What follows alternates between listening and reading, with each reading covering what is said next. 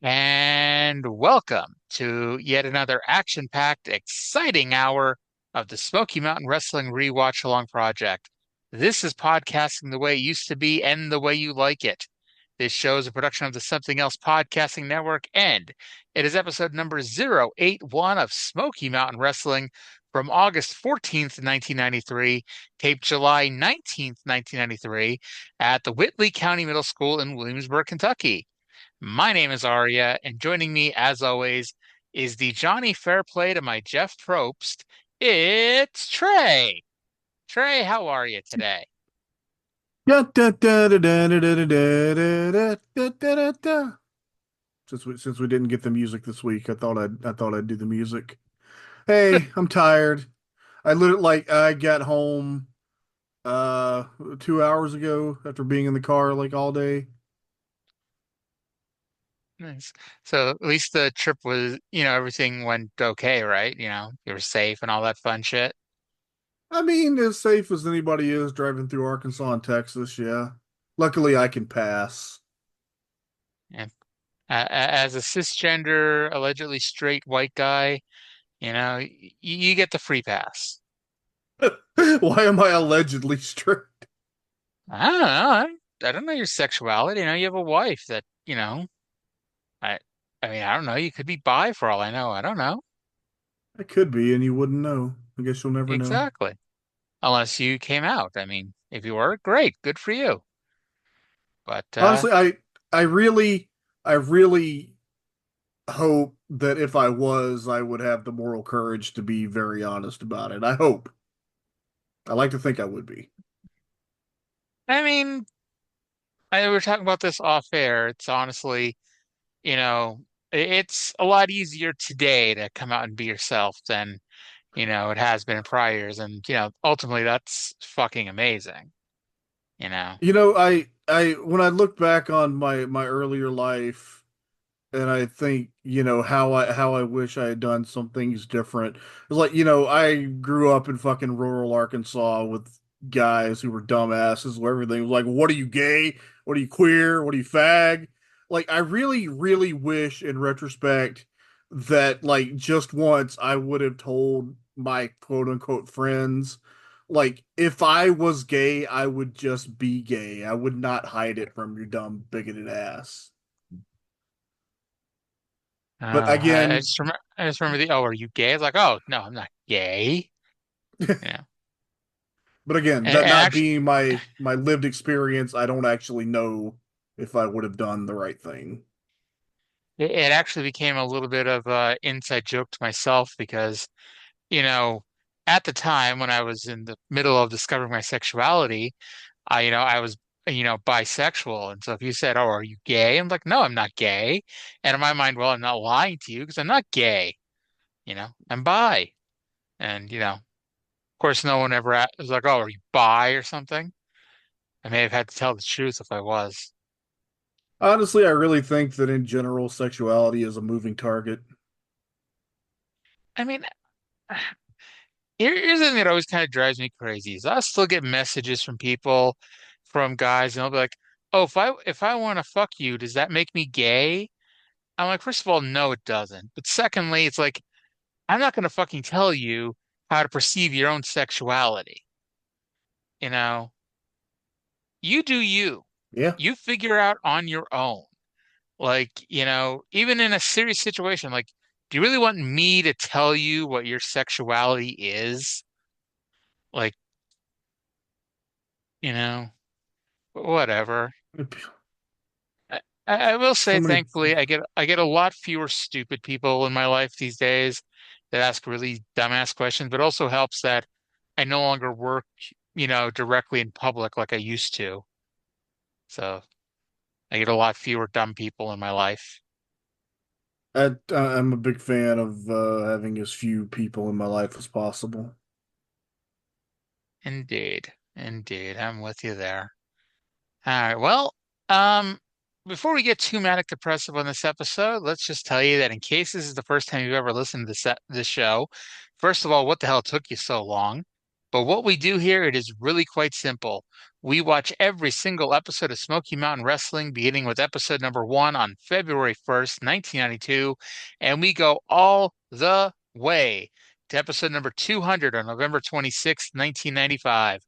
We talk about the good, the bad, the ugly, the indifferent, the so-so, the all right, the amazing, the tremendous, the out of this world, the unbelievable, the unforgettable, the unremarkable, the one of a kind, the stuff you'll remember forever, the stuff you've already forgotten, and everything in between. We watch some matches, listen to some promos, and talk about some angles, and just have some fun talking about some old school wrestling for about an hour. And then at the end of the show, I tell you what else is happening in the world of wrestling, because I can tell you August 14th, 1993 until I'm blue in the face. But this gives you some context where you may say, oh, I remember that. Is that what was going on at the time? And I say, yes. Yes, it was. Okay, so we Uh, talk about the good, the bad, and the ugly. So I put it to you. Was this show good, or do I just think it was good because the one Cornette segment was out of this world? I mean, that carried this fucking show. But like this was not an exceptionally good show otherwise. In fact, without that Jim Cornette promo, safe to say we'd be saying that this was a very shitty episode. It's funny because when Cornette's promo started, I thought, well, there's no way that this is going to be an all-timer like last week's promo was. And then by the end of it, I'm like, fuck. Like he is La- doing Last his best work. last week's promo sucked by comparison. I mean, they're both like they were both just equally amazing to me. I, and I will get to that. Hold In on. fact, that whole fucking thing is 7 minutes and 50 seconds, and we're gonna play the entire thing. Now, mind you, that seven Have minutes 50 to. seconds also has a little bit of Big Boss Man in there, but it, it's it's classic Cornette. And he like I thought I ran the gamut of emotions last week after the election. Jim Cornette ran the gamut of emotions in 8 minutes. Like Fucking he hit phenomenal. he hit fucking everything here, and it's like it's like the 5 stages of grief. You know, he had acceptance, he had bargaining, you know, he had I yeah, but let's get to that here in a few minutes. First of all, Now hold on. let's talk. Before Mhm. before we go any further, I gotta do something very important. Open up your Sprite Zero. Gotta open up my Sprite Zero. That's usually a pre-show off-air thing. I know where we were having such a vivid conversation before the show that I forgot. Oh, so I guess this show airs Thursday. Who's gonna win the fight, Jake Paul or Mike Tyson? I'm gonna be extremely depressed if Mike Tyson doesn't kill that fucker. Well, I've got a feeling that he's not gonna kill Jake Paul. It's Yeah, very disappointing. it is on Netflix this Saturday. And if you use the promo code, we don't have a promo code, you get to save $0 on your Netflix subscription.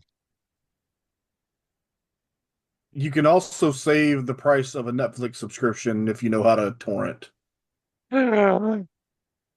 They gasp. I can't believe you would ever say such a thing. Follow me Yeah. for more money saving tips. Well, while you're going to follow him, we're going to play the intro with Bob Caudle and Dutch Mantel. Let's go to that now. Welcome to another action-packed hour of Smoky Mountain Wrestling. Wrestling the way you like it and wrestling the way it used to be, fans. Hi, I'm Bob Caudle along with Dr. Dirty Dutch Mantel. A great action-packed hour in store for all you wrestling fans this week. Dutch, the past couple of weeks we've had some tremendous hours of professional wrestling, and I think this week's is going to top them all. We got a great lineup of Smoky Mountain stars. We're going to see the big Bruise Brothers in action, for instance. We're going to go back and take a look at the primetime Brian Lee, the Tim Horner, and the Tracy Smothers run-in of last week. Plus, we'll see once again the car brawl with primetime Brian Lee and Tracy, and what an event that was. Brian Armstrong, Bullett's youngest brother, is going to make his debut right here today. Son. Did I say brother? Yes. Okay. Youngest son. All right, his youngest son. Absolutely. That's right. Bully Bob Armstrong's youngest son is going to make his professional debut right here on Smoky Mountain Wrestling. What about Down and Dirty? Well, I'm going to have a man on Down and Dirty with Dutch who is an endangered species in Smoky Mountain Wrestling. Jimmy Cornette will join me today on Down and Dirty with Dutch, and he has some very pointed comments. I want you people to pay close attention to this one. I thought you might have been talking about the Spotted Owl or something like that, Dutch. Absolutely not. Let's see. What about our Beat the Champ match? I beat the champ to face the Dirty White Boy will be none other than, all the wrestlers are standing by, and my name is in this hat too, my doctor's cap. One more time. The name is Joe Kazanas will face the Dirty White Boy in the $1,000 Beat the Champ contest here in Smoky Mountain Wrestling. All right, fans, it's going to be a good one. You want to stay right with us for all the action. Right now, let's go to the ring. Does this show sound awful or what?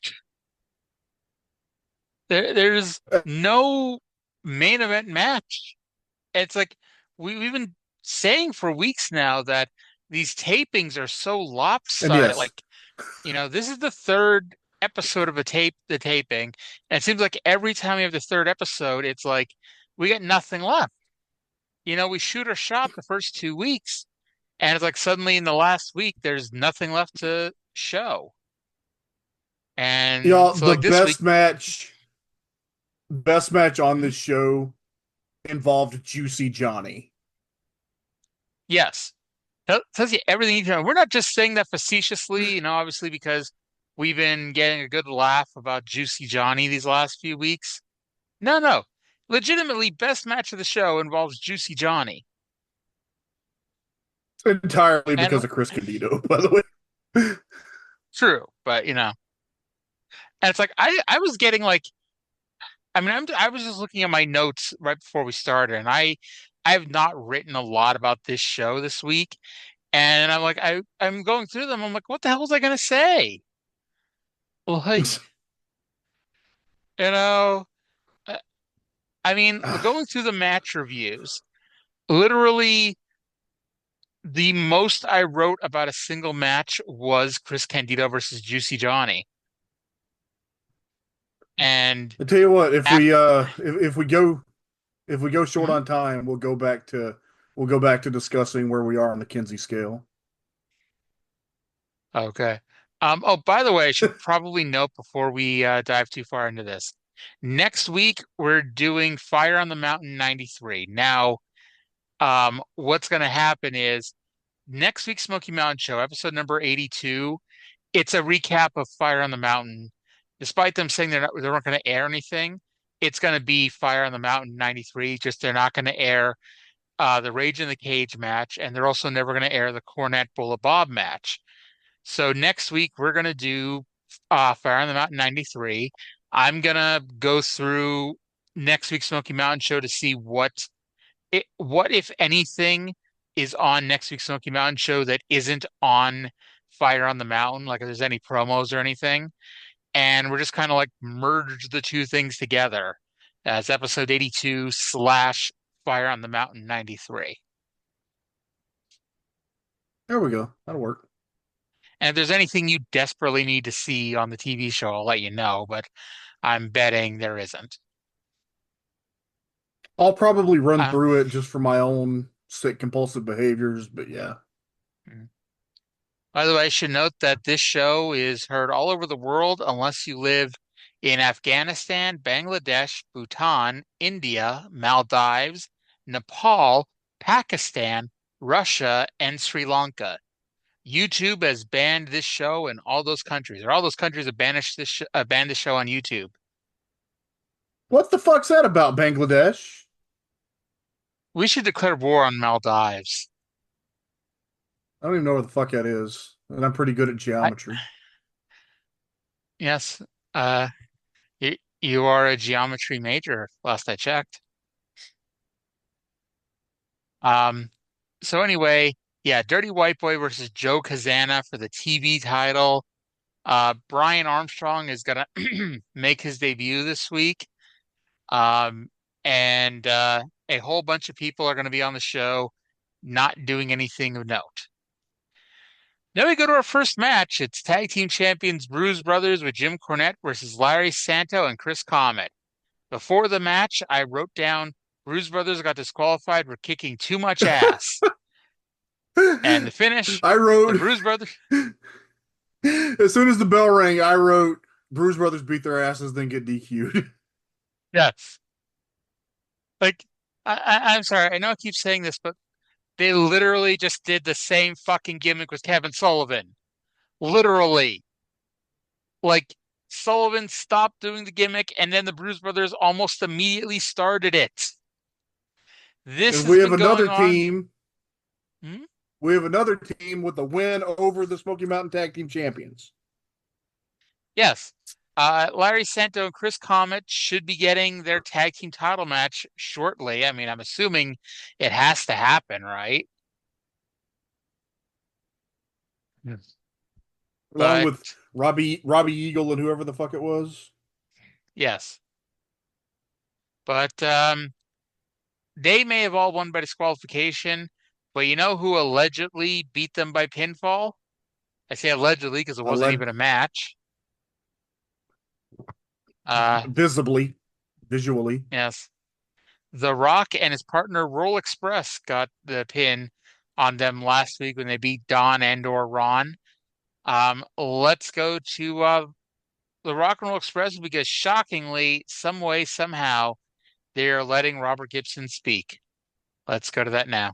Robert, last week it was a wild, rough time. One thing about it, you two guys proved that the Bruise Brothers could be pinned. That's right, Bob. We got something called a double drop kick, 442 pounds inside your head.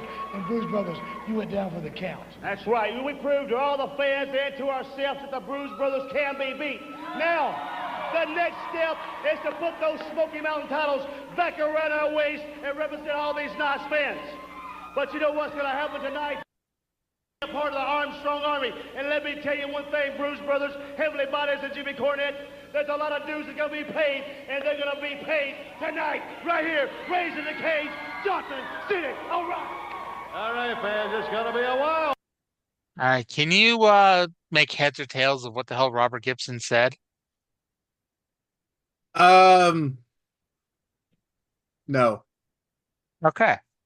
So yeah, the gist of it is they want the tag team titles back, and they proved that they could beat the Bruise Brothers. And so yeah, we'll see how that plays out here in the next few weeks.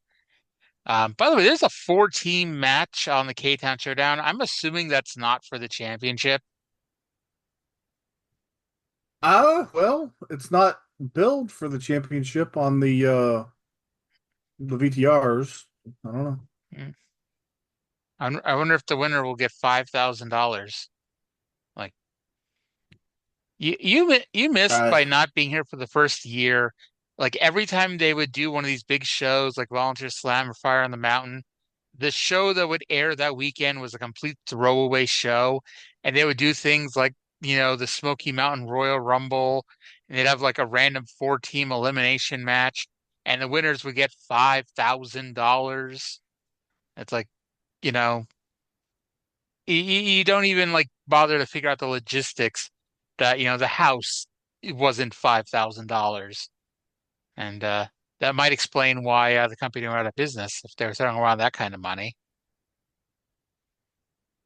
let's take a look. See here, $5,000 in August 1993. Oh well, hold on. I forgot to put the amount. 5,000. $10,887.47. I mean, I would certainly go shoot on them to win $10,887. I don't know about you. I don't know if I'd shoot somebody for $10,000. Probably have to be more. Not shoot on somebody, shoot on somebody. Yeah, I got a bad back. I'm not going to do that either. Okay. Well, let's go to Primetime Brian Lee and Tammy Fitch, who, by the way, in case you forget, she is the young lady who filed a sexual discrimination lawsuit against Smoky Mountain Wrestling. They haven't mentioned that in a Which, while, have they? No. And actually, I wrote this before the Tracy Smothers promo later, where he brings it up. So great minds think alike, I guess. You and Tracy But Smothers, great minds. let's go to Bob Caudle with the champ and primetime Brian Lee. As Miss Tammy Fitch right here with us, and of course you see that championship belt that And she's holding, Brian and it Lee. belongs to this man right here, primetime Brian Lee. Oh, to us, he said. What about that one, Tammy? It belongs to us. To us. You know, I'm beginning to understand Tracy Smothers, how he can't resist me and he's so in love with me. I mean, I can't blame him with the women in Kentucky that look like they do. They're fat, they're ugly, they wear those skimpy little outfits with like the fat hanging out here and the fat hanging out there. They look like a salad with all the cottage cheese hanging all over the place. I mean, it makes me nauseous. It really does. So I really can't blame Tracy for being in love with me and constantly coming after me and wanting to be with me because the way the women that hang around him look. I mean, what choice does he have? Well, it's going to be a coal miner's glove match. You got a chance to put Tracy Smothers away for good with that.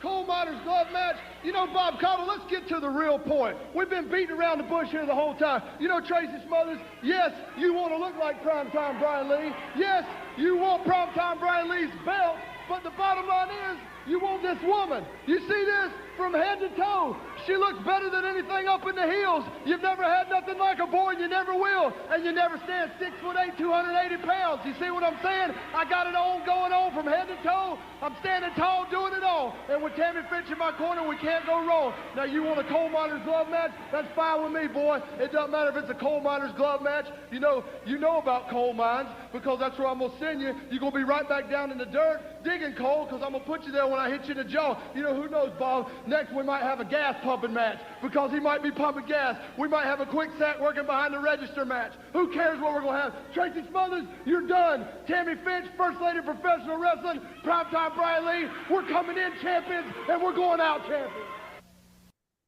I gotta say, I don't mark out too often for anything primetime Brian Lee says, but I marked out a bit for that promo.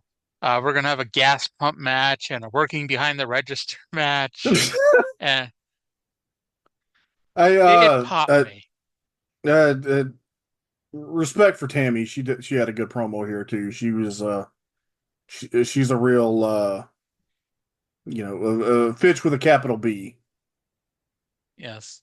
Um, she she's just tremendous, and it's like I just love it. It's like, yeah, Tracy's obsessed with me. Like, look how I look how everybody else looks. Yada yada yada. It's like, and like, I mean, all I can say is I only met Tammy Sitch once, and that was as a fan, so I can only speak from that experience. But from what you hear, it's like she was definitely in her element, playing a stuck-up, conceited bitch. I just imagine Chris Jericho watching that promo about the women in the Smoky Mountain Wrestling area and just nodding in agreement. Leave it to Jericho to not sleep with any of the rats. You think Cornette blamed him for the death of Smoky Mountain, him and Lance? I don't think he blamed him for the death. He certainly, he's as he said, Storm was married and Jericho was picky. I mean, I'll be honest, like, and I get like, the world is a different place now than it was then. But like that is so fucking ridiculous. And you think about it, it's like, oh, the only way we can get, women to come to the shows is if our male wrestlers sleep with them. So, you better go Ah, take care of this. that was the idea that for a time. I always thought it was also like, and I'm sorry, I don't care how much proof you show me. I always thought it was also really disrespectful the way you always hear, oh, you don't book wrestling shows at the end of the month because the welfare checks come out on the first, and so everyone will be broke by the end of the month. Yeah, it's what? How little do you think of your fans? Like that kind of thing. And Most wrestling promoters throughout history have disdained or despised their fans. There have been, there are notable exceptions. God, I can't even think. I think I'm trying to parcel out who were the ones with reputations for being good to the wrestlers and who were the ones with reputations for respecting the fans. I think Paul Bosch is the one that comes to mind. Mhm. I don't know, Sam Munchnick. Who was it that I can't remember. I have a lot of information that is just run together, and my brain is very tired. I'll be honest, and I mean I didn't really think about this before till I started this rant. I think you can argue that one of the many reasons that, for instance, like WrestleMania tickets are so absurdly expensive is so that not just WWE can brag about, the gate that they're going to set with these shows. It's also the WWE can brag about, the income of their fans. Because you always hear that wrestling fans, they're poor, they don't make as much money, they don't have money to spend, etc. And it's like, well, WWE can go out there now and say, hey, we just put fucking WrestleMania tickets on sale, and like the cheapest tickets were $1,000 or something crazy like that, and they're selling like fucking hotcakes. You know, Yeah, the entire economics of it has changed. It's the difference is the key difference is that there are a lot fewer people willing to pay for wrestling than there were decades ago, but the people who are willing to pay a whole lot more. pretty much. Do And you remember, like, I don't know, about a year ago that there was like Dave was talking about just data on like the economic status of WWE, the WWE audience versus the AEW audience.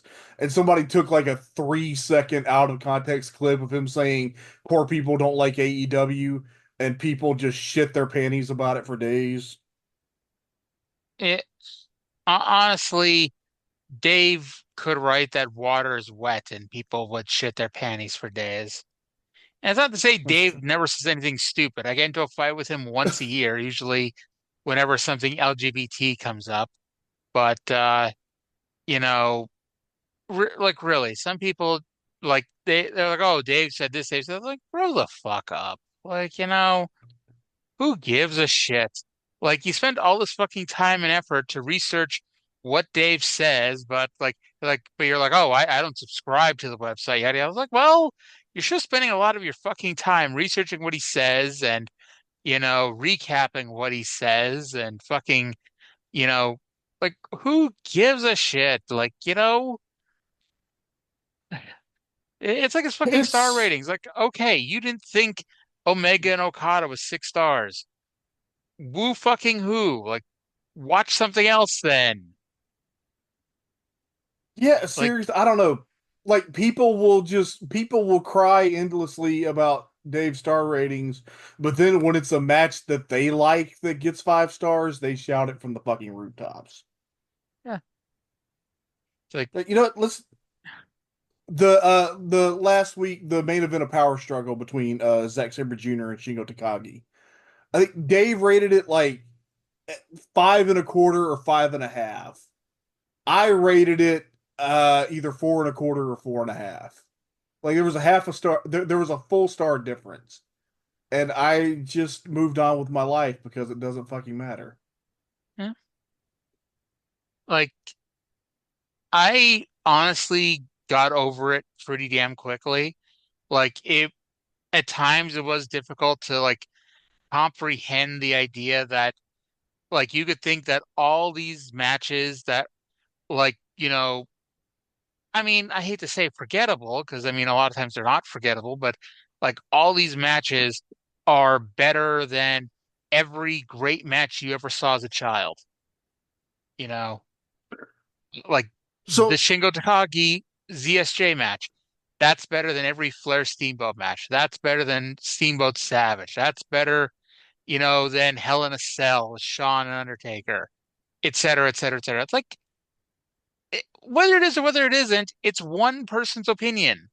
Like, believe me okay, when I tell you this, like, I do not get a ballot every week to vote on what the star ratings are. and Dave's not going to sit there and go, okay, the average star rating was 5.5 stars. That's what it is. Like, no, it's Dave's personal fucking opinion. And Like, grow the I fuck up. and everybody like neither of us like we are not Dave haters. We like Dave No, more often than not. Um, yes. but it's like I'd never really liked reading match reviews just because it's like it's just not interesting to me. I'd rather watch the match and see what I think about it than read what somebody else thought about it. But Hmm. for like some of this like retro stuff, I've got it just for historical context. I read The Observer, and I have started to put together finally that like okay, Dave and I will usually like I will typically appreciate what Dave appreciates, but like there's a lot of stuff that like I place a much higher value on that I don't think Dave values very much at all. And it's like if you listen to the Oh My God cast when we reviewed Halloween Havoc 92, like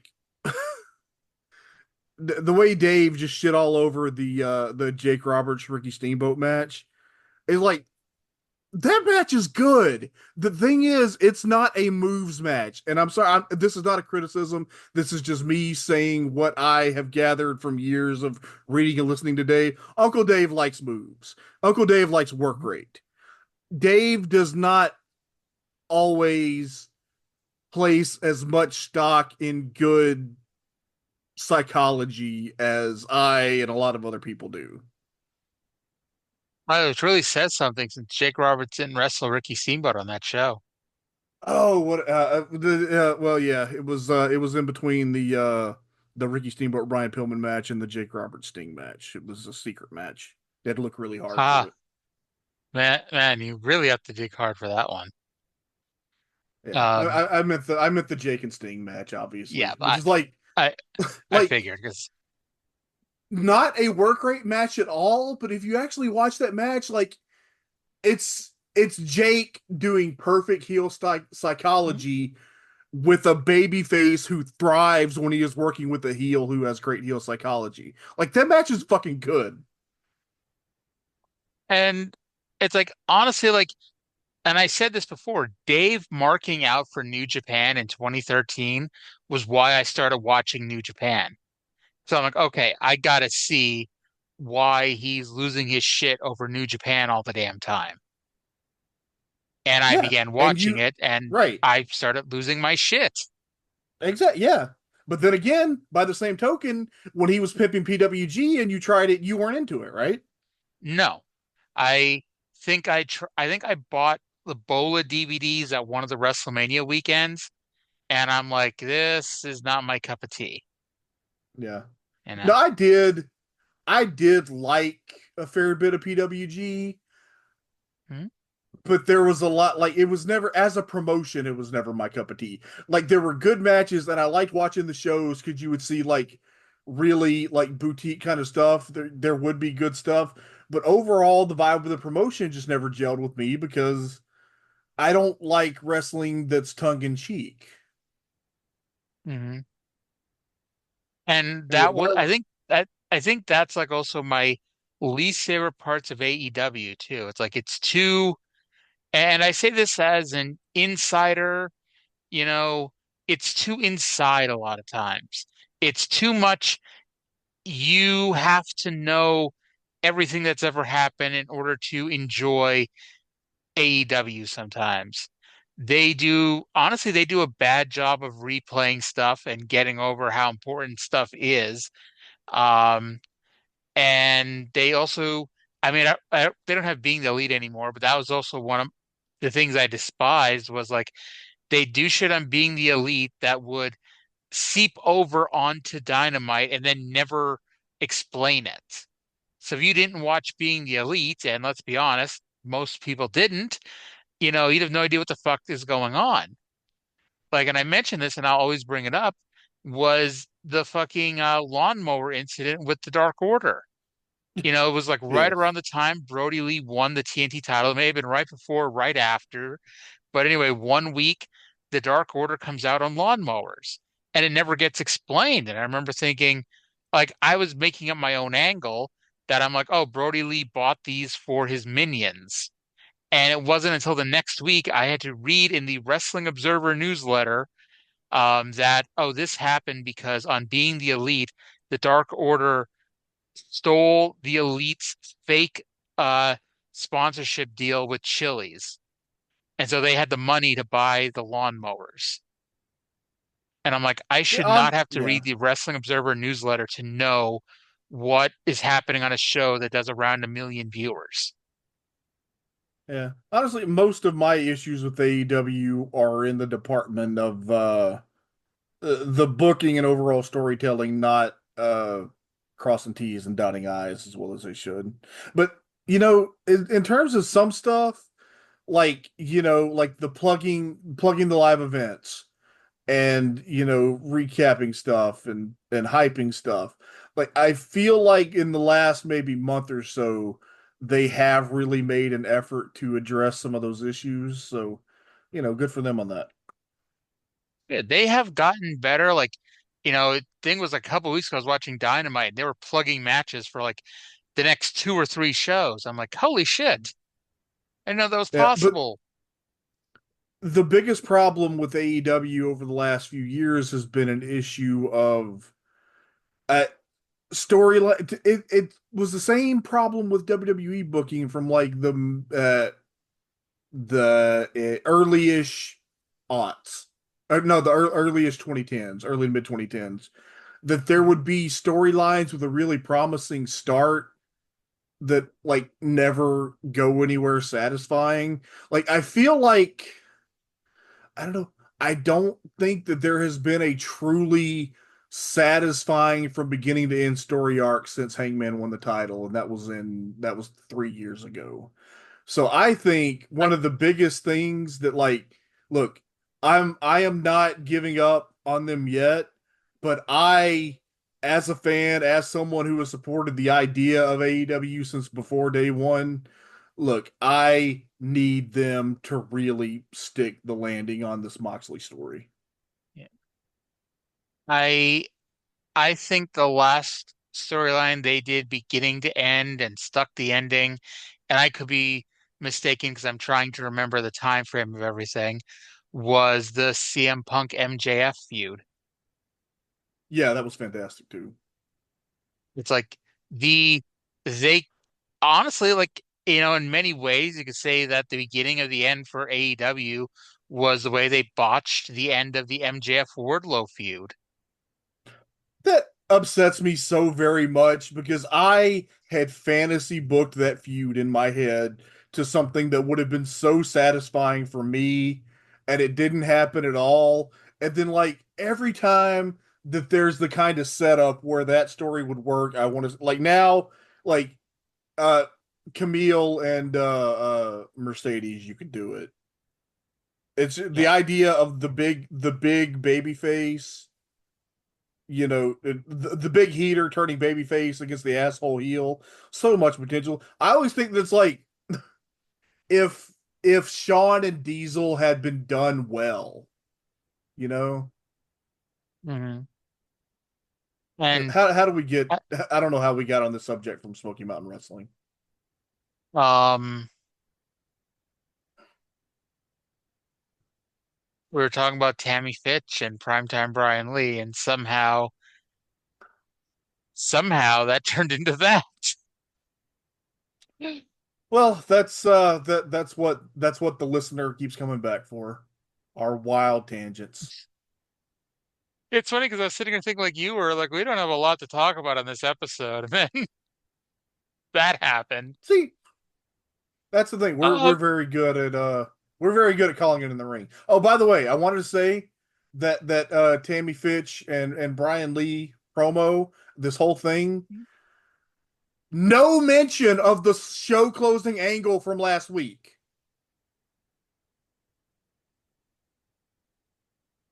You what was the remember show closing angle from last week?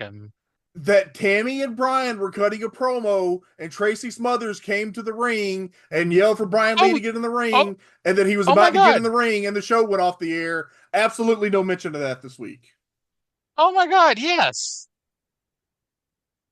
Wh- what the hell happened?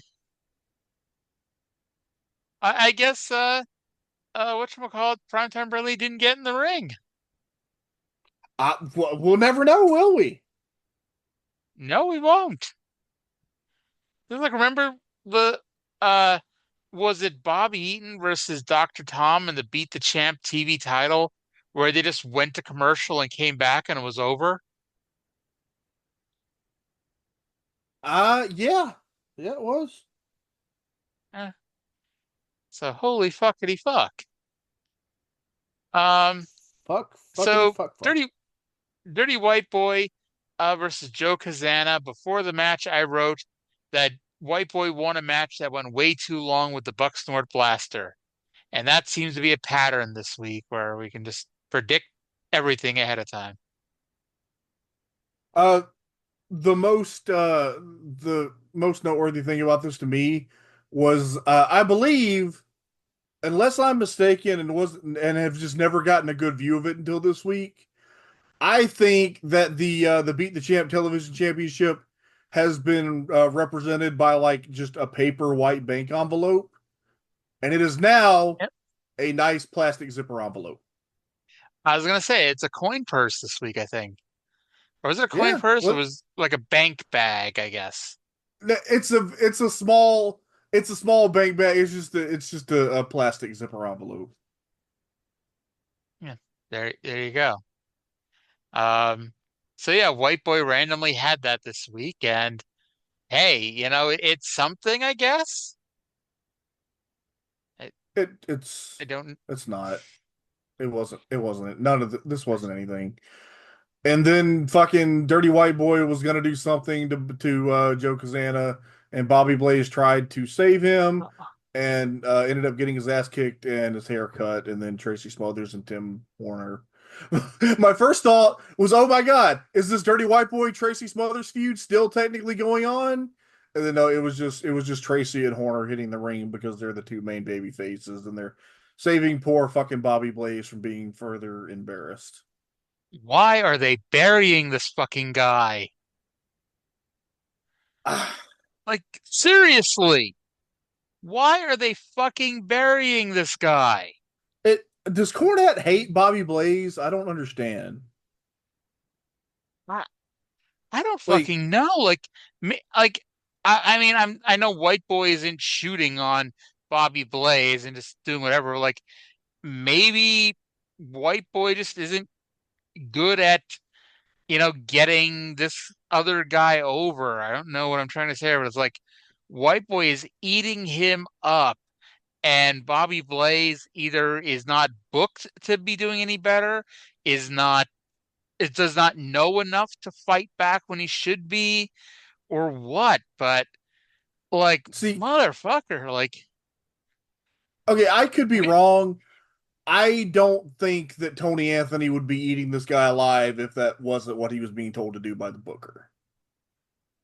I mean, that was ultimately my final thought. I was like, well, I don't think Tony Anthony's just an asshole who's,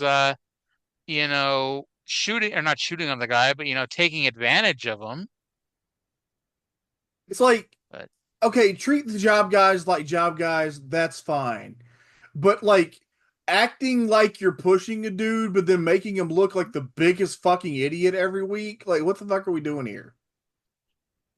I mean, that's basically, what happened. It's like, it'd be one thing if like they took him and went, okay, we're gonna, you know, have this job guy win the TV title and it's gonna be like a huge upset and it's like, but then it just like gets reversed in a week or two and we just move on with our lives. It's a fun thing to do with the Beat the Champ TV title to show that, hey, we do all these random ass matches. Some of these random ass opponents could win the fucking belt. It would be a nice way to do that. But instead, it's like they're doing a half-assed push. They give the guy promo time occasionally. They, have him do matches against people who aren't Dirty White Boy sometimes. And he occasionally wins, but yeah, it's like either he needs to be more selfish himself or what, because you know, again, he is going to be the champion in a year and a half.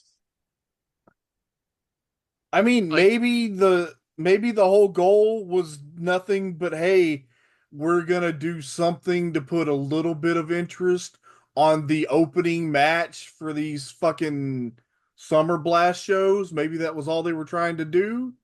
But I don't think this is doing anything good for Bobby Blaze, if that is in fact the intention. See, it's to the point, like, I know that even Cornette would admit that, like, he was a novice booker at this point. He certainly mhm. considers that he was a better booker by the time of, like, OVW. But I don't know. I don't think this is incompetence. I think this is intentional, and I don't really understand why. Mhm. And by the way, here's the thing too. He disappears off TV for almost a year, but he doesn't really go away. Like Hmm. he has little breaks here and there. Like, in August of next year, he takes off for the most part for like 3 or 4 months. But by and large, he is doing a lot of live events and whatnot pretty much from now until the end. We just don't see him as much on TV. That's strange. Yeah. Um, and I mean, I'm just trying to go through here, and I mean, like, yeah, he's gonna make random irregular appearances from here on out. And I mean, he is a good worker. Like, obviously he's not great. He's still got a lot to go, but he can certainly get in there and go at the right time with the right guy. And honestly, going what you said, I think a lot of it had to do with the fact that they paired everybody up for Summer Blast and then Fire on the Mountain, and it was like they don't have anybody for White Boy. And it's not they don't Yeah. have a very deep roster, and they have one too many heels. So they needed a new baby face, and you know, White Boy ended up being that person. I Again, mean, yeah, maybe that was the point. they turned primetime Brian Lee, and it made it topsy turvy babyface heel. Yeah, it's true. Um, I can't believe we got that much out of that Dirty White Boy segment. Uh, I so still want, and it's probably coming. I don't know exactly, but I feel like it's going to come at some point. I want Dirty White Boy as a babyface. I think that'll be fun. I'm not going to spoil anything for you, but yeah, White Boy is here until the bitter end, and I mean, Cornette's, definitely the kind of guy who's going to play around a bit with his baby faces and heels and see what might work and what doesn't work. Yeah, But so the time has come. Are you in your deep seat over there? you bet. All right. It's time for Down and Dirty with Dutch. Let's go to Dutch. And like I said earlier, we're gonna see a big boss man, quick promo from him, and then we're gonna go straight into Jim Cornette, and we're just gonna play it straight through. Let's go to that right now. It's about 8 minutes long, and it's worth every second. Hello, everybody. Welcome to Down and Dirty with Dutch. I'm Dutch Mantell, and you're not. This is a specially taped edition of Down and Dirty with Dutch, and my guest, who will be with me momentarily, he's not here right now, is Jim Cornette. And we're going to be talking about some things that are on the mind of Jim Cornette, and is a man, I think, on the verge of insanity. But before we talk to Jim Cornette, let's go right now and get some comments from the big boss man who is headed our way. Big happenings in Smoky Mountain Wrestling this week. Law, order, and justice is coming to town for one thing and one thing only, and that's you, Kevin Sullivan. I'm going to make sure, punk, that you serve nothing but hard time. We got us another happening, too. The Rage in the Cage. 10 men go in, 5 men come out. I wonder who it'll be, but the plain and simple fact is, I'm there for one thing and one thing only, and that's to make sure that law, order, and justice is served, that fair and square is handled. Because I'm the keeper of the key, and there ain't nobody but nobody interfering. In Knoxville, Tennessee, this Friday night, Bob Armstrong, Jim Cornette. We're having us what you call an old-fashioned lumberjack match. May the best man win. Jim Cornette, I don't want you to think that our past dealings will have any outcome on the match, because the plain simple fact is I've seen the light, and after Bob Armstrong gets through with you, punk, you'll see nothing but light. You got it, Jim Cornette? Bob Armstrong, dig it. Some very interesting comments from the big boss man. Here with me right now, as I promised, Jim Cornette. Now, Jim, you've heard what the boss man had to say, and you know what Bob Armstrong has in store for you, and frankly, right now, I'm going to have to say this. I'm glad I'm not you. You have to be a very troubled man at this point. I got hair standing up on the back of my neck, man. I got chills and shivers going down my spine. I got goosebumps coming up all over my arms. I can't sleep at night. I'm breaking out in sweat, and the whole problem is Bob Armstrong. Bob Armstrong, every top name in this business for the past 10 years has tried to back me in a corner. From Cowboy Bill Watts to the Road Warriors to the American Dream, Dusty Rhodes, Jerry the King Lawler, nobody's been able to do it. And then Bullet Bob Armstrong, you come along and you think you're great commissioner of Smoky Mountain Wrestling, and every time that I've got the heavenly bodies just ready to dominate the place, you got to stick your nose in. You got to make the ruling. You got to be the referee. You got to do something to con Jim Cornette out of what he wants. So finally, I've had enough. I get fed up with you. And I get you in that rage in the cage where you're the referee. And my boys, they get you and they string you out and they strap you up and they crucify you, Bob Armstrong, just like the person you think you are. And I beat you half to stinking death. And I enjoyed every single minute of it because I've hated your guts for a long time. So what do? You don't, like the 184-year-old goof that you are, you don't go back home and you don't retire, no. You go back in the gym and you work out and you get back in shape and you get your boys some kind of clan. And they all come up here and they start waging war on me and the heavenly bodies and the Bruise Brothers. And now you've gone and you've used your pull with the board of directors. You've got a rage in a cage match. Fire on a Mountain in Johnson City. You better believe the boys are going to be running. Because it's going to be a rage in a cage match. It's very simple. 5 men on each team. The Bruise Brothers, the Heavenly Bodies, and Jim Cornette against the Rock and Roll Express, Scott, Steve, and Bullet Bob Armstrong. 1 man from each team starts. For 5 minutes, they fight. And then at the end of that 5 minutes, the bell rings, and another man from the team that has the advantage gets in that ring. It's 2-on-1. After 2 more minutes, somebody else comes in. It's 2-on-2, but the team that starts out with the advantage always retains the advantage. Anything goes inside that cage. And there's only 2 ways to win. Once all 10 men are in the ring, then you can make your opponent submit. You can put on some kind of horrible hold and make him scream and cry like a pig. And I know, Bob Armstrong, that that's what you want to do to me. Or there's handcuffs, 5 sets on one side, 5 sets on the other side. Just like we did to you, Bob Armstrong. You can handcuff each member of the team, all 5 members of one team, to the side of that cage, and you can win that match. And what you want to do is you want to get all my men handcuffed, and you want to leave me in there running around with all 5 of Armstrong's army. That's what you want. And just to make sure you get what you want, Bob Armstrong, you've gone and got a special referee, the man that keeps law and order, the big boss man. You think he's going to take it. You think he's going to make the difference. Freedom Hall, Fire on the Mountain, Johnson City, Tennessee. Rage in a cage. I got news for you. I'll get to it in a minute because there's something else I want to talk about. You get me alone in Knoxville at the K-Town Showdown. It wasn't bad enough putting me in a cage like some kind of criminal, like some kind of felon. But then you work it out so you get a lumberjack match. Armstrong's Army and Cornette's Criminals all around the ring in Knoxville on August 20th. Each one of them carrying tennis rackets. Anything goes in a match. The big boss man, the special referee in that one as well. And then he goes even further. He puts literally thousands and thousands of dollars on the line. He says if I don't send Jim Cornette to Baptist Hospital in that ambulance, just like he did to me at the Volunteer Slam, that he's going to refund the money of everybody that buys a ticket to the K-Town Showdown in Knoxville. So you ask me, Jim Cornette, you think you're going to the hospital? Well, I dadgum sure believe if Bullet Bob Armstrong's got anything to do with it, I will be, because I know there's a lot of money riding on it, and I know that pride of yours too, Bullet Bob. You think you're John Wayne. So you're going to try to send me to the hospital, maybe break my neck, maybe drop me on my head. I don't know what you think you're going to do, but I guarantee you one thing. All the people coming to that K-Town Showdown, you ain't going to get a stinking penny back. But it's you, the people of Smoky Mountain Wrestling, all the fans out there that watch it. It's you that have made this guy a monster. It's you, your adulation, your adoration, making him a hero.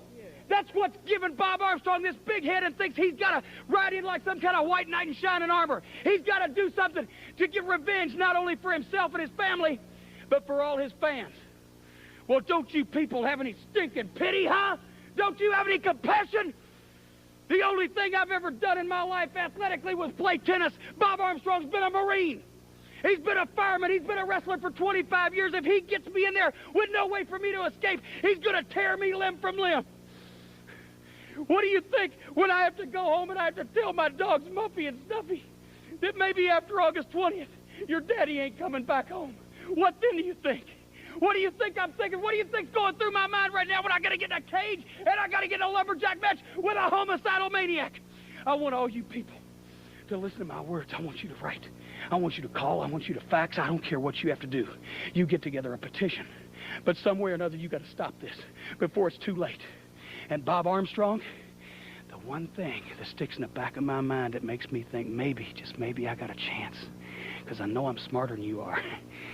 Big boss man. You see, he's not always been the man that keeps law and order. You see, I used to know the big boss man when he thought about things just a little bit differently. And if I can get to him, if I can talk to him, if I can spend just 10 minutes with the big boss man, then maybe that rage in a cage and maybe that lumberjack match at the K-Town Showdown is going to turn out just a little bit differently. Because, Bob Armstrong, I know you can kill me, but I just ain't convinced you're going to. There you heard it, fans. Very controversial words from a very controversial man. Don't go away. We'll be right back. So I think it's safe to assume that we need to send Jim Cornette some money. Can we retroactively somehow go back and fudge things to increase the Smoky Mountain Wrestling television ratings? Holy shit! That uh, so yesterday, I think yesterday on the TNA review, Cindy and I did. Jeff Jarrett cut what we termed a money promo, building up the NWA title match he's going to have with Ron the Truth Killings next week, which begins, spoiler alert, begins the Jeff Jarrett reign of terror in TNA. That was not a money promo. Like it was, but this promo blew that out of the fucking water, and I don't think anyone is going to be surprised to hear that. Like, I don't even know. Like, I mean, here's the inspiration for it. The inspiration was he wanted to make money. He wanted to sell tickets to the show, and I I would say that if there had to have been people sitting there at home, not planning on going, seeing this promo and going, okay, we need to fucking go. Because even though Bullet Bob is going to win, because I mean, everybody, including Jim, is admitted that that's what's probably going to happen. You know, we still got to go and see it happen. I was Like, ready to run through the fucking wall to get my tickets for the K-Town Showdown. yes, I am pissed that time travel has not been invented yet. Despite it being 2024, so I could go back in time and go to the K-Town Showdown. My first thought was, it's funny how hard you work when it's your money on the line. Ain't This that the motherfucker was truth? cutting a promo. This motherfucker was cutting a promo like the rent was due.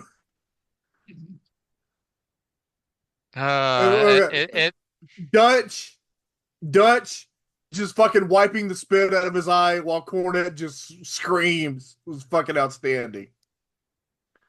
I said he went through every stage of grief right here. You know, Yes. he it was just it was amazing. Like he goes he spends the first half of the promo. I'm like, okay, this is gonna be a wacky little promo here, where he accepts the fact that he's about to lose this match, but he's still got to talk them into the building. But by the end, it's like, wait a second. He's still, even though Boss Man cut that promo, we heard that was a good little promo by Boss Man. You know, despite that, all he has to do is talk to Boss Man for 10 minutes, and maybe Boss Man will see his way of thinking again. Right. And See, the whole the whole promo was I'm gonna fucking die and everybody knows it, but then right at the end there's that little bit of doubt. Like, hey, we all know that they were together for you know, almost 2 years in Jim Crockett Promotions.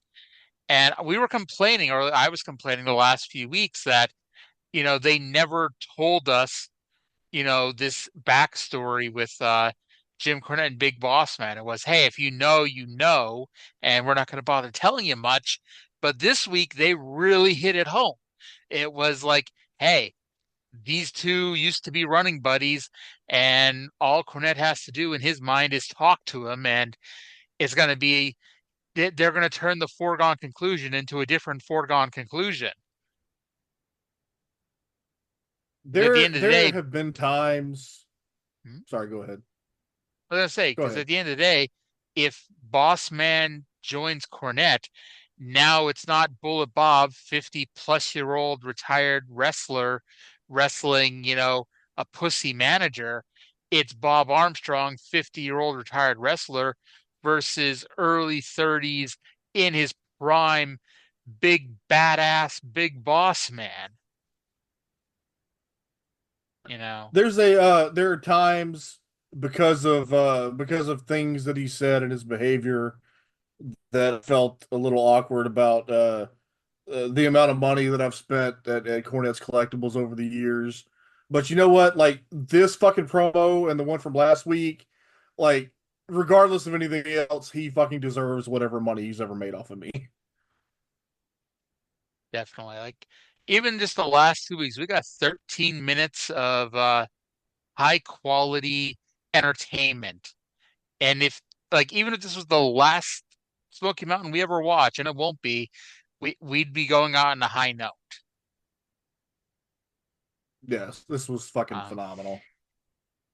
so like I cannot wait to see uh Bullet Bob beat his ass next week. He gonna get it. He gonna get it bad. Oh Lord. So Fucking we the got crying what about his dogs. Oh my god. It's so fucking was it, phenomenal. Muffy and Muffy and Stuffy? Stuffy. Yeah. Yes. Uh, Y'all, oh, you gotta, you need, if they're not on YouTube, you need the promo from last week, the Armstrong's Army training video, and this promo. I put the Armstrong's Army and the Cornette promo from last week up. Cornette promo Oh, has over 1,100 views. Sadly, Armstrong's Army is only at 275. okay. I'll have to go. I'll have to go tweet those out later. I missed them with all the everything going on last week. But by the way, did you see what I labeled Tuesday something else, the name of it? I don't think I've seen A, Tuesdays yet. No. a very specialization episode. That's a good one. I thought That's a good one. I thought that was a cute name. Yeah. So up next, because yeah, the show's not over, sadly. The show must continue, and it continues with an appearance by the WWA World Heavyweight Champion, uh, Suicide Blonde Chris Candido, one-on-one with our favorite jobber, who I think is in a loser leaves town situation here, Juicy Johnny. So a big night for Juicy Johnny, getting a match with the world's heavyweight champion. Do Um, you think that Tammy and Chris ever did a Juicy Johnny? uh, I don't know enough about Chris Candido to know his sexual proclivities. Uh, Uh, uh, oh, I heard that, Tammy and the click Shawn Michaels. Tammy and Shawn did, Michaels, maybe. didn't the click shit in her bag and like she almost quit over it.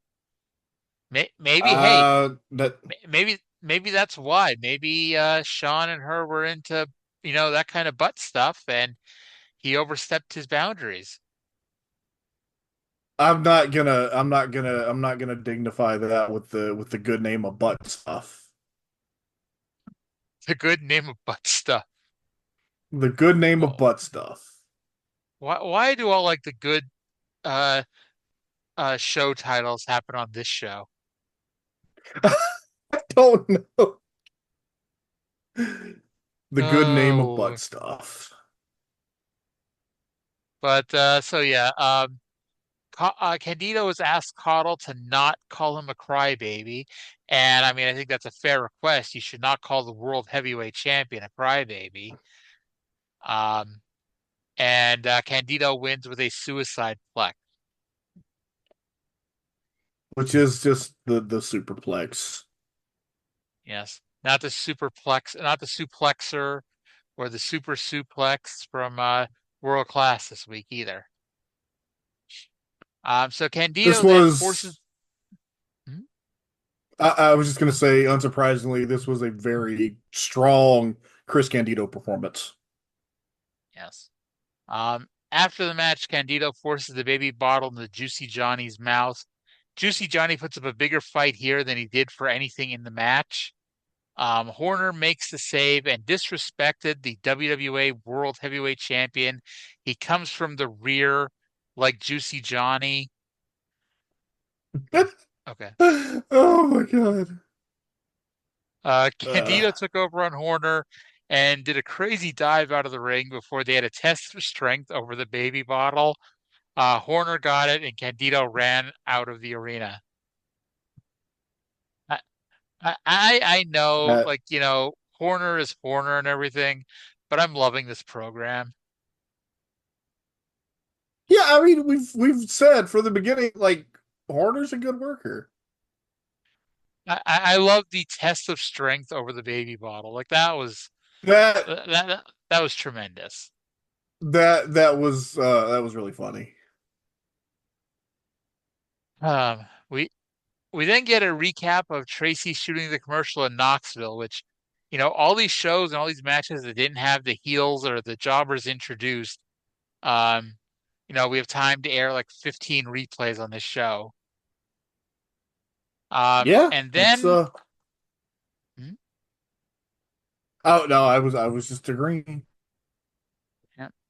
And then I think Tracy must have been drugged out of his mind or something this week. Let's go to his promo here because I got to say this was not the number one Tracy Smothers promo we've ever heard. With us right now, here's the wild-eyed Southern boy, Tracy Smothers. And Tracy, we've been talking to Tammy Fitch, the primetime Brian Lee, about the coal miners glove match, and I tell you, he is awfully, awfully confident. Yeah, he is, Bob. You know something? I sit back there and I listen to that Tammy Fitch talk about that I'm jealous of Brian and that I'm in love with her. Yeah, you want her, she said. Let me tell you something, you little no-good tramp. I turn down better-looking girls than you. You came here to Smoky Mountain Wrestling and you suing Smoky Mountain for sexual harassment or something to that matter. Well, I'm the one's been harassed, so you can't get to manage me, so you manage my student, a guy I helped get started, primetime prima donna Brian Lee. And you want to talk about that. You say that I'm jealous of Brian. You say I'm jealous of you. You say I'm in love with you. Lady, let me tell you something. You got the worst breath of any human I've ever seen, and you doggone sure need some deodorant. Now, prime time. Coal miner's glove match, man. It's coming down. The time for talking is over. I got everything to lose. I got everything to gain and nothing to lose, man. And by the good grace of God and the support of the fans and just a little bit of lady luck, I'm going to be the Smoky Mountain Heavyweight Champion for a third time. So the story goes like this, and it goes back to Country Boy Can't Survive. I'm a Southern-born, Southern-bred thoroughbred, and I'm going to take that glove, coal miner's glove, and I'm going to knock you into the next area code. I'll see you, prima donna. All right, fans, we'll be back. I gotta say, it was a fine Tracy Smothers promo for the most part, but he doesn't say Tammy Witch with a capital B. It takes till the very end for him to say prima donna Brian Lee. This was not a best of Tracy Smothers promo this week. No, he didn't hit all Uh, the high spots. yeah. Although it's funny because I think in some ways it hurt the promo because he was, you know, he wasn't completely there. He was kind of stumbling over his words a little bit. Uh, and it was not the strongest Tracy promo we've seen, but at the very least, we see that he can say something different. And Now, when you met Tammy Fitch, did you notice any kind of obvious hygiene issues? not that I recall, although, the joke was because this was in the middle of her being arrested 8 million times. The joke was that she managed to not be arrested while we were in our meet and greet. Of all of the aspersions that I have heard cast upon the character of Tammy Sitch, I have never heard that she had poor personal hygiene. I mean, to be fair, it was like 20 years apart, so it's possible that she took care of her bad breath. Well, that's encouraging. Yeah. So I skipped it again, but you wanted me to make a point to watch the babyface local promos this week. I didn't, but No, I'm assuming you have something you want to say about them. no, and it wasn't the babyface. It was the heel promo. It was just another like quality Cornette promo. It wasn't an all timer, but for like just a local promo with Jim Cornette, it was worth a listen. You realize every time you ever tell me to listen, I start listening and they suck. Or maybe not suck is the Really? right word, but like they're just not you know, worth going out of my way to watch. Maybe I Um, just really appreciate a promo that accomplishes what it sets out to. well, let's go to a man with a dark secret.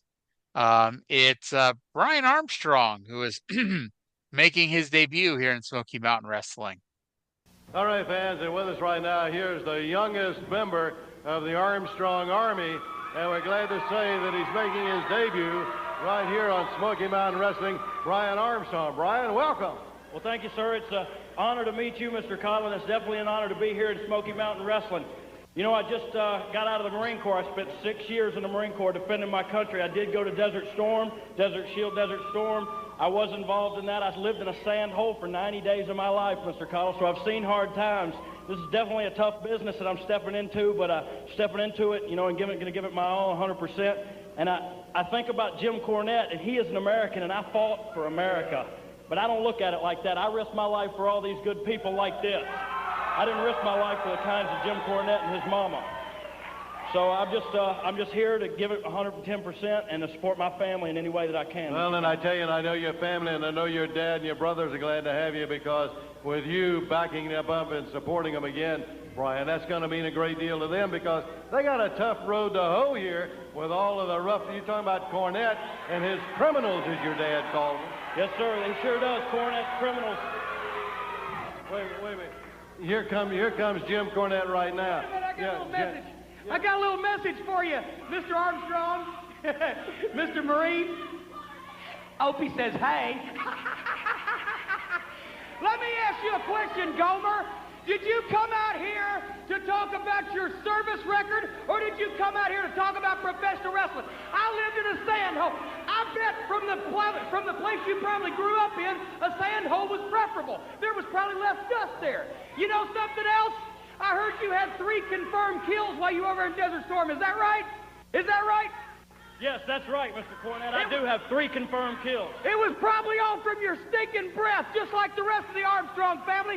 Let me ask you a question. You come out here to talk about wrestling. You gonna wrestle Robbie Eagle or Juicy Johnny, or you gonna wrestle one of the big boys, huh? You want to get your feet wet, Gomer? Will you get in that ring and you take my man Killer Kyle on, and we'll see what you're made out of, the right stuff or the wrong stuff, Mr. Marine? What do you say? What about it, Brian? Well, Mr. Cottle, I apologize for his intrusion, but my daddy taught me never to back down from a challenge. So I'm going to go to the ring right now, and I'm going to wrestle this man, and we'll just see if I do have the right stuff. All right. Gomer! Gomer! Go ahead, Kyle. Take him apart. Gomer! Gomer! Everybody cheer for him. Gomer! So quite the auspicious debut here for Road Dogg on the mic. And course, needless to Uh, say, he will get a lot better. by the way, people who don't know old Southern TV references, he kept calling him Gomer as a reference to the show Gomer Pyle USMC, which was a spinoff of the Andy Griffith Show. Indeed, he was, and as we mentioned, and we've said this a few months ago when he was on here pretty regularly. He was a TV jobber here for a few months. He was the Dark Secret, much like how Chris Candido was the Avenger at one point. It's one way they like to bring in some people sometimes is bring them in as an underneath guy and go from there. Um, Yeah, I and mean that's if you just want a guy to get some reps before you've got a spot for him, yeah, it makes sense. yeah. And if, I gotta say, this was not like I said, this was not the most shining example of Brian Armstrong promos. Um, he was staring at the ground the entire time.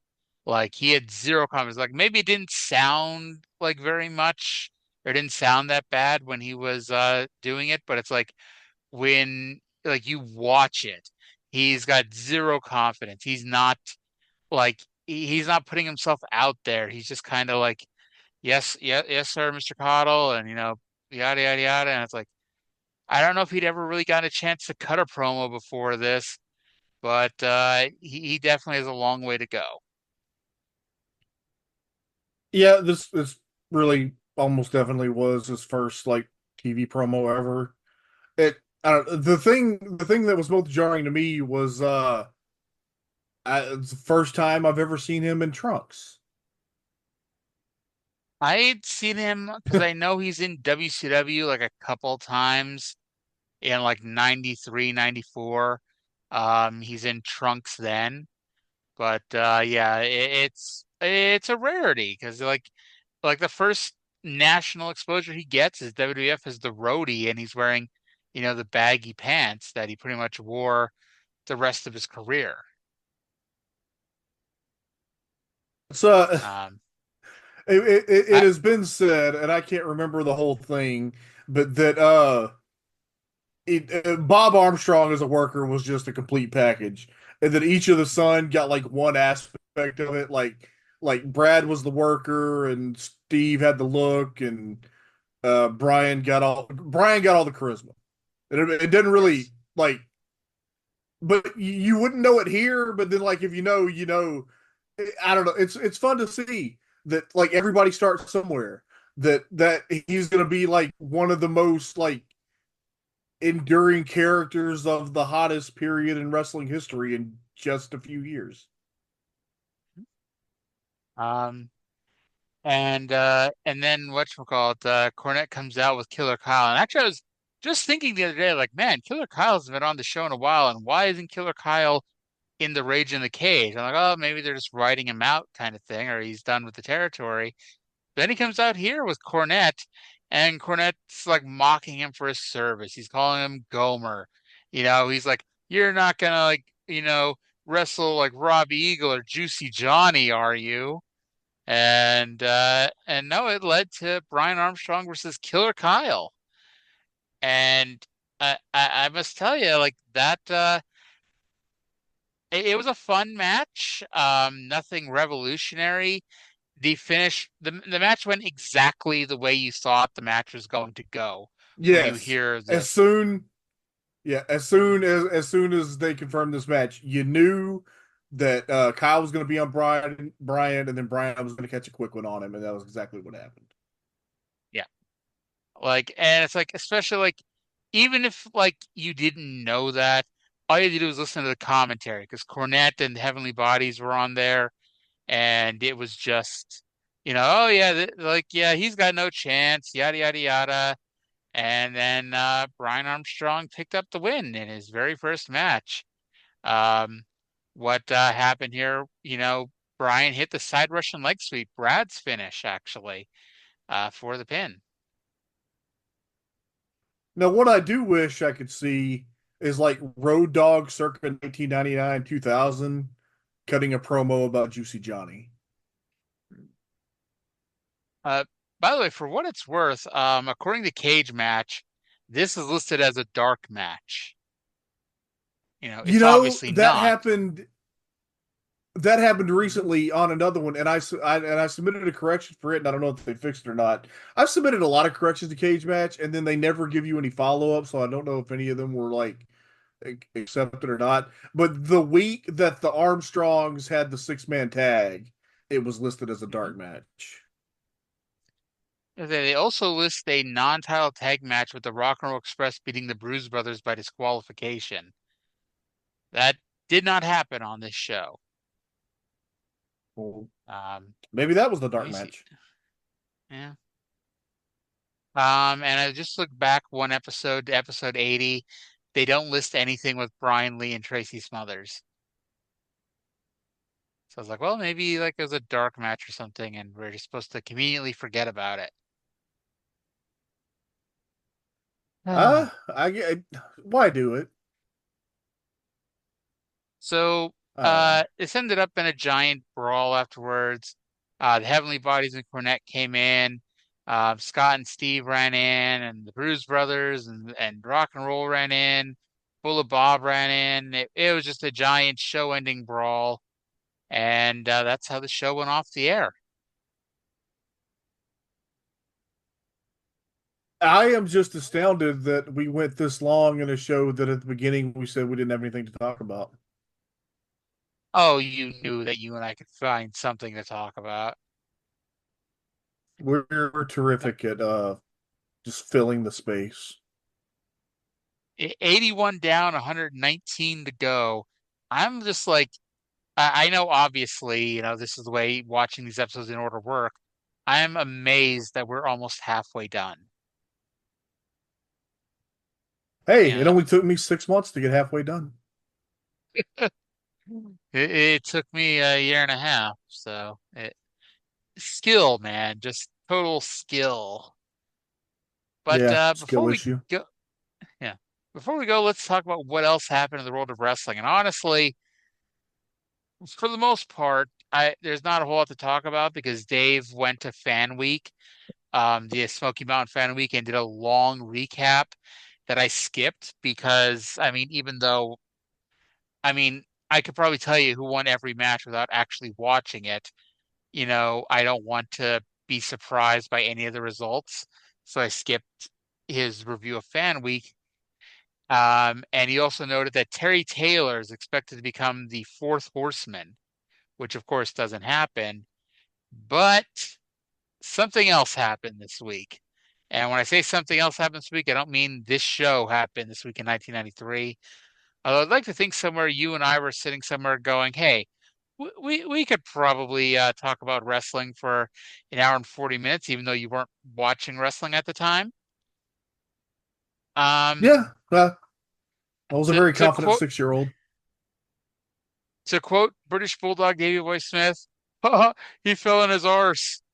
Oh my God, he fell on his arse. Because yes, this week, Sting shocked the world and showed everyone his partner, the Shock Master. All right. And there went the flame, there went the wall, except for one board at the bottom. And of course, poor Fred Ottman tripped over it and fell right on his arse. And Sid is like, oh God, oh God. Just imagine that somebody has like an all-time embarrassing moment in a segment and it's not Sid. Yes, a segment with Sid and Stevie Ray and all these people. I think Fifi the maid was there because this was a Flair for the Gold. And the person with the most embarrassing moment was Typhoon, Fred Ottman. Or Tugboat. Yes. My God. I'm going to play that here. I'm going to pull it up here on YouTube. This is from the WWE YouTube page. As promised. Hey, no. I want you to shut your stinking mouth. You just shut up and you do me up. Hey, you shut your stinking mouth out. They're going to tell us before you get carried away who their special tag team partner is, brother. You better cool down. Now you shut up. I'll cool down when I want to, Sting. It seems to me if you was as smart as you act like you are, you wouldn't have waited this close to War Games to tell everybody who your partner is. Well, do you want me to tell you what I'm talking? No, you shut up when I'm talking. What I did? What I did? Who our secret partner is? Shall I tell him, Sting? Come on, baby. No, I don't tell him. I'm gonna let Sting tell the people who the secret partner is gonna be. All I have to say is our partner is going to shock the world because he is none other than the Shock Master! All right! The Shock Master! I told you. Oh, God.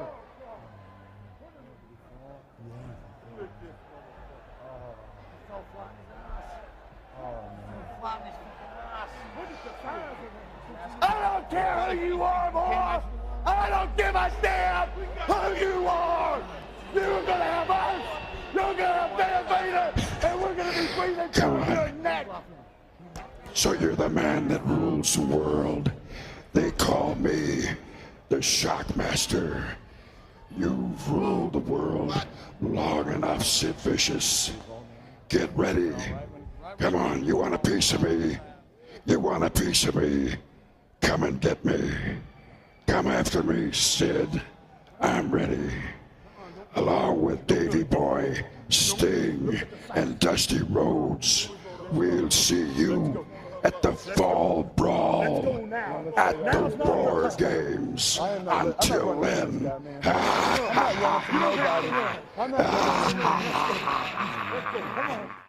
Oh, Lord. Like, let's be honest. Like, if he didn't fall on his arse, that is still like an all-time awful segment. The fucking Ole Anderson Black Scorpion voiceover just makes it so ridiculous. It's like he comes out wearing a, bedazzled stormtrooper helmet. Like, really? Like, even if this came out perfectly, that is just the dumbest thing ever. And like, I never heard this before, but was it Booker or Stevie in the background saying, "Who the fuck is this guy?" I don't know. I don't remember. I'm so far behind on my my watching. I gotta work on that soon. Oh, I'm sorry. Spoiler alert. The Shockmaster is Uh, coming. Yeah, yes, this was how I found out about the Shockmaster. No.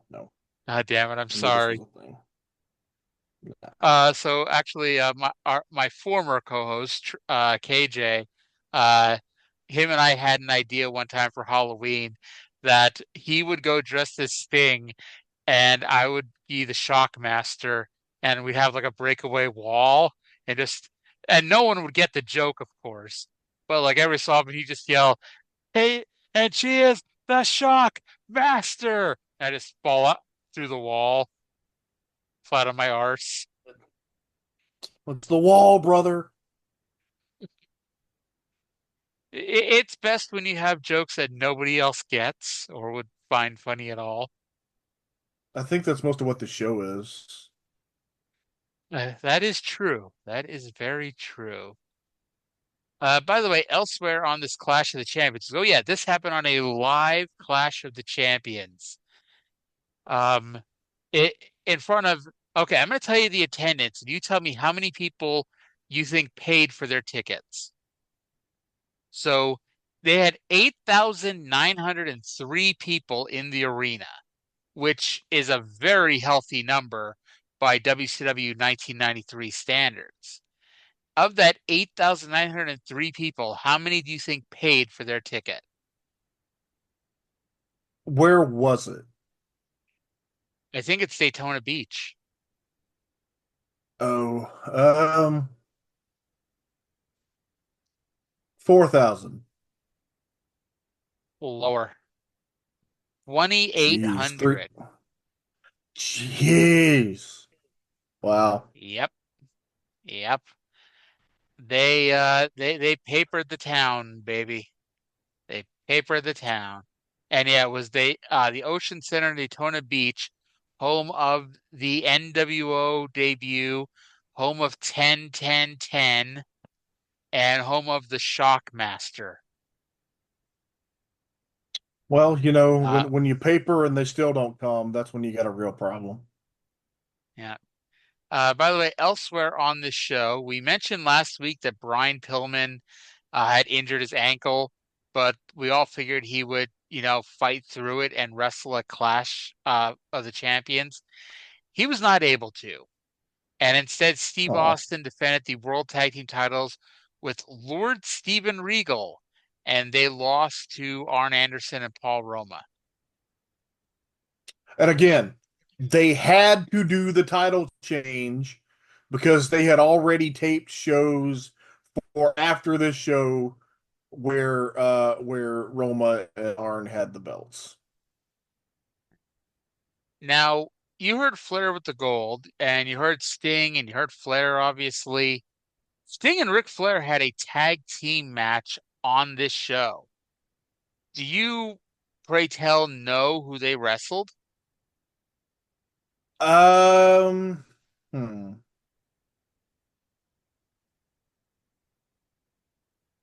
I don't know if they've shown up in your version of WCW yet. Oh, is it Harlem Heat? No, it's the Colossal Kongs. Okay, yeah, they have showed up. They are fucking dreadful.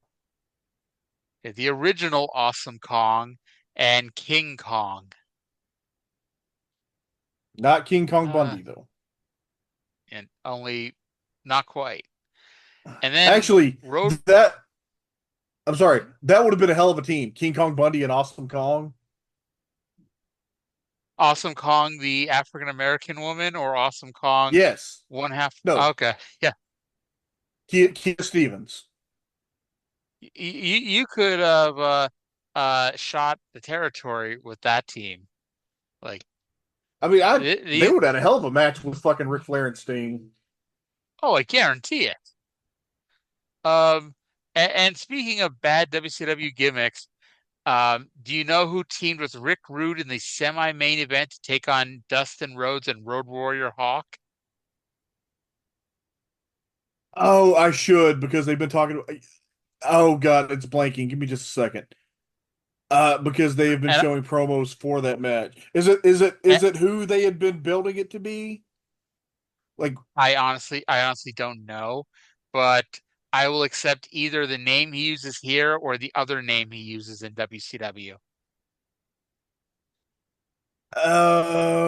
oh, give me a hint.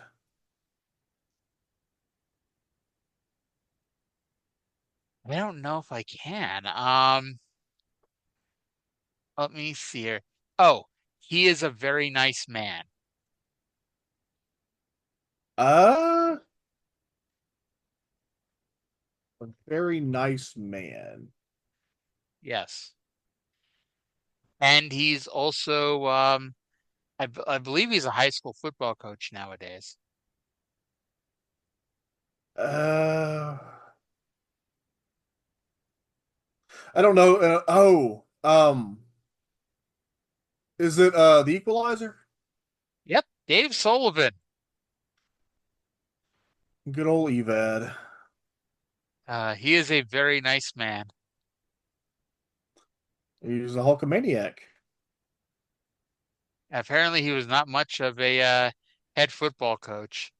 In the last season that Wikipedia shows him, the very reliable Wikipedia, it shows him in 2009 coaching the Dana Vikings, and they went 0 and 11. Well, that's You know, pretty commiserate with his record as a wrestler, right? pretty much. And try. I know you're not a huge football fan, but you couldn't do any worse as a head coach. Probably right. Yeah. I don't think I could do any worse than 0-11, unless I had 12 games and I could do 0-12. But even so, you'd still have 0 wins.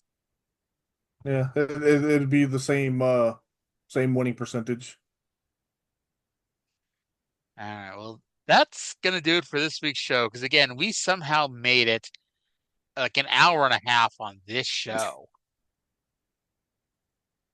We are Oh ridiculous Lord, people. yes, we are. Before we go, do you have anything else you want to say to our fine listener?